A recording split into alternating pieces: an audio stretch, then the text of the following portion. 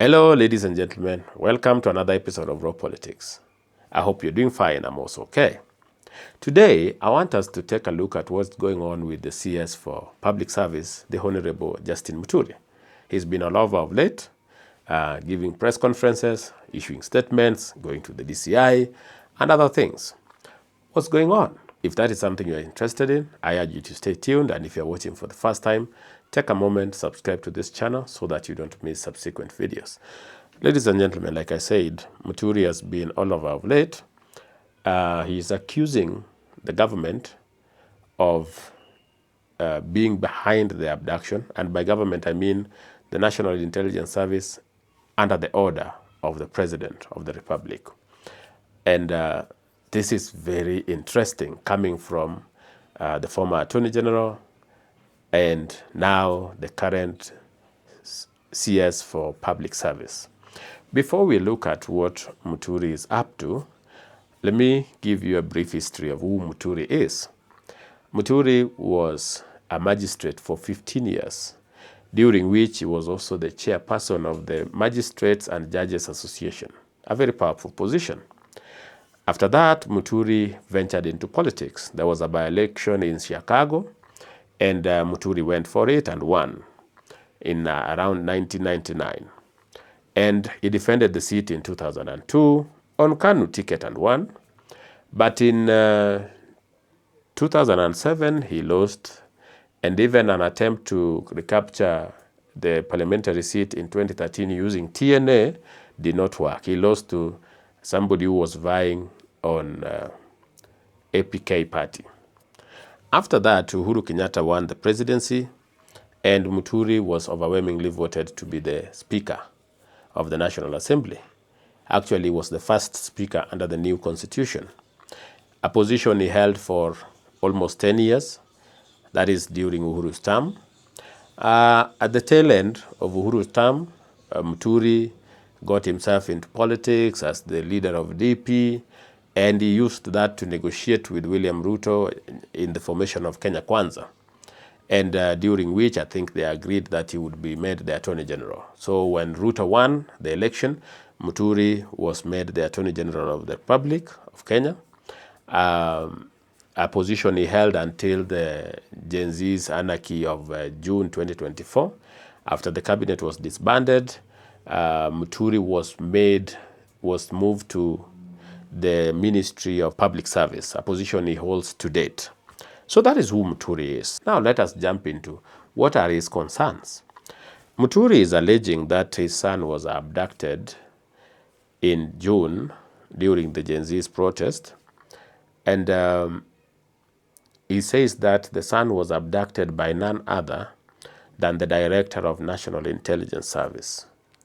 He is arguing that if he was the Attorney General and his son could be abducted, and it took the intervention of the president for him to get his son, what about ordinary Kenyans? What Muturi is saying is that contrary to what the government has said, which is we are not involved in any abductions, most of these so-called abductions are just stage managed for purposes of inciting the public against the government, or with the aim of returning people back to the street to continue with anarchy. And by the way, the government statement makes sense. If you are honest, if you remove any bias, and you just listen to the stories the so-called abductees that were released were giving, they were what you would call stories ajaba. It showed that these are not people who were abducted or in any threat. Some of them were even fatter, well-dressed, with money and everything. So it didn't make sense. Abduction, like I told you in a video, is aimed at harming you. Nobody abducts you for the purposes of just taking care of you and letting you go when they want to. Most of the people who are abducted, it is with the intention of harming or in worst cases, killing them. But these ones were cases where you would see boys being abducted, being released and going and dancing in Disco Matanga, others jumping to X the same night. It was a funny thing. But I digress. Muturi is insisting that his son was abducted in June by none other than Nurdin Haji, the Director of National Intelligence Service. And he had to call President Ruto for his son to be released. Remember when Rigathi gave that infamous speech the one he gave after the president had addressed the nation, he was categorical that the son of the Attorney General was one of the people who had been abducted. He was wondering that if that could happen to the Attorney General of the Republic, what about ordinary Kenyans? And that is what Muturi is echoing today, 6 months later. And he's not stopping at that. He's saying that personally he's persuaded that the government is involved in the abductions that are going on. Now, why is this being done today? Because that is the question you should ask.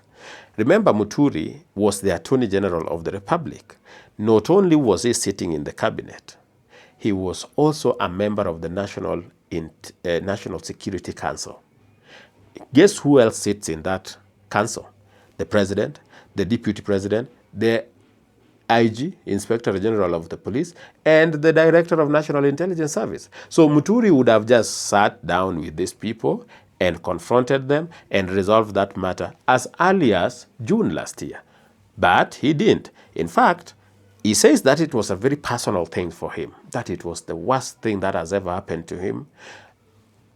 Guess what? If it was that personal, Muturi would have even resigned then.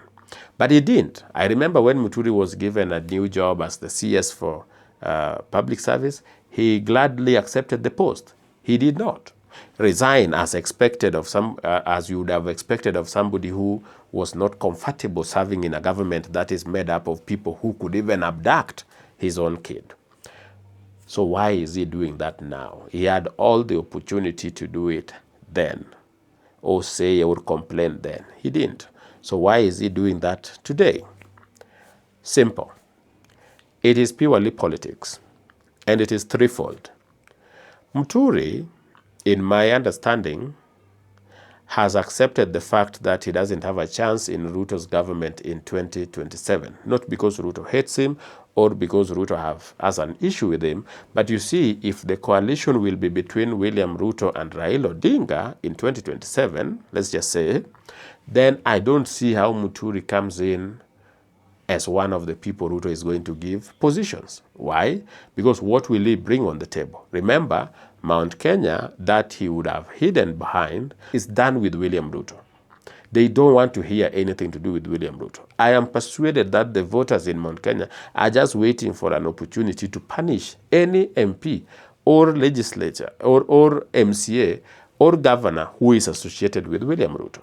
And so Muturi, looking at that reality, says has decided to prepare for himself a soft landing. Either he wants to be the governor of Embu to replace Mbarire, hoping that Mbarire will lose because Mbarire is sticking with Ruto for now, or he wants to be the mouthpiece of Rigathi. Remember, Rigathi is illegitimate. He is impeached. He cannot vie. He cannot do anything. He cannot lead a party. However, Muturi has a party called DP. He is the party leader of that party. Remember, DP also is originating, is the party of Mwai Kibaki.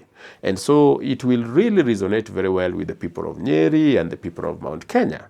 Instead of registering a new party, I think Rigathi would be like, why can't we just go with this DP? We have a party leader we can control. And based on Rigathi's statement in June, it seems that Rigathi and Muturi are very close, because I didn't see Muturi rebelling with the statement of Rigathi, and currently he is just echoing the things that Rigathi has been saying all along. Rigathi has been insisting that the NIS is rotten and is under a very incompetent leadership, and that is what Muturi is echoing. I think he's not echoing it because he believes what Rigathi was saying. He's only doing it for political reasons. He believes that if he sides with Rigathi and he echoes Rigathi's sentiments, he's trying to position himself as a legitimate face of Rigathi Gachagua, be the candidate they are lacking currently, because I don't think Rigathi trusts Nyoro, but I believe he trusts Muturi. So if Muturi was to come and he be the puppet that Rigathi can manipulate, maybe if he's going to support Kalonzo, then it's like our running mate is Muturi. If Mount Kenya decides to have their own candidate in 2027, then they're like, we are all supporting Justin Muturi as our candidate for 2027. He's a legit person. I've just given you his history. He's not some bad character. So my belief is either doing it for two things. One, be Rigathis legitimate face, or go for the Embu governorship. Either way, he's doing this for politics. How do I think Ruto should handle Muturi? Talk to him the same way he handled Rigathi. Sit down with him, talk to him, ask him what his issues are, listen to him, give him reassurances, and hope that the matter settles and Muturi stays in government and continues to serve.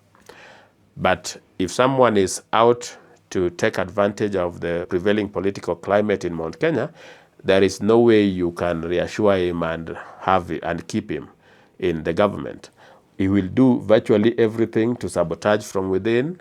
So that will leave Ruto with three options. One, allow him to resign, institute parliamentary impeachment process, or just sack him the old way, go home if you can't work. Sadly, whichever mode is used, whichever method is used, Muturi still goes back to Mount Kenya a hero. If he resigns, they are seeing somebody whose conscience couldn't allow him to serve anymore in a rotten government. If he's impeached, Ruto does not like people who oppose him. For that reason, if you oppose him, he impeaches you the way he impeached Rigathi Gachagua. So if you correct him, you go home. If he sacks him, the same story. The guy cannot tolerate divergent opinion in government, and so he's some dictator. Whatever way Muturi leaves Ruto's government, he will achieve what he wants to achieve in Mount Kenya. Because in Mount Kenya, all that matters today is, can you oppose Ruto? It doesn't matter what reasons you have, whether they are genuine, whether they are fake. It doesn't matter. Are you opposing Ruto? If you are opposing Ruto, you become an instant hero. If you support William Ruto, on the other hand, no matter good reasons you have, no matter genuine reasons you have, it doesn't matter. You are the enemy of the people, and somebody they are eagerly waiting for 2027 to get rid of. And so, in my opinion, I think the president should just do what he did to Rigathi. When Rigathi goes, you have a contingent. Kindiki is there. If Muturi goes, maybe you replace him with Kiraitu. Kiraitu, politically, is more influential than Muturi. Though, then the mood of the ground in Mount Kenya is that they do not want William Ruto. And I've told you why. It has nothing to do with Ruto being a bad leader or Ruto not delivering. Actually, Ruto is the opposite. He's one of the best leaders and is delivering a lot. I know you will protest, but that is the ugly truth, and I can give you reasons until kingdom come. But Mount Kenya doesn't seem that way. They are like, he brought in somebody we don't want and we have to punish him for that reason. So there's one thing that somebody asked. What if Muturi left? Is that going to lead to other people from Mount Kenya who are currently serving in the cabinet to also following and resign en masse? I can't rule that one out, but I don't think it is likely, because the people who have joined, the likes of Kabogo, the likes of Mutai Kagwe, the likes of Lee Kinyanjui, I don't see them as people who are interested in going back to VI. Because if they are interested in going back to VI, then chances are they would resign and abandon Ruto as we approach 2027, so that they can be in line with the people and try and win. As far as I'm concerned, I believe these people are okay with the positions they have, and they are hopeful that if they do well, Ruto gets his second term. When Ruto is re-elected, they might continue serving. Because now that Uhuru is with William Ruto and Raila is here, it's a good combination, and these people are seeing some future there. I don't see people competing to resign from government should Muturi leave. I don't think so. But if you have a different opinion, let me know.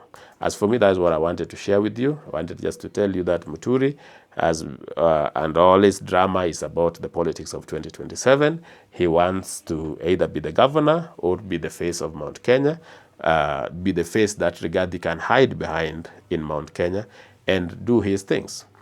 That is what I think is going on. If you have a different idea, let me know in the comment section. If you found value in this video, please drop a like, and share it with friends. Otherwise, if you want to know why Kikuyus abandoned William Ruto, watch this video.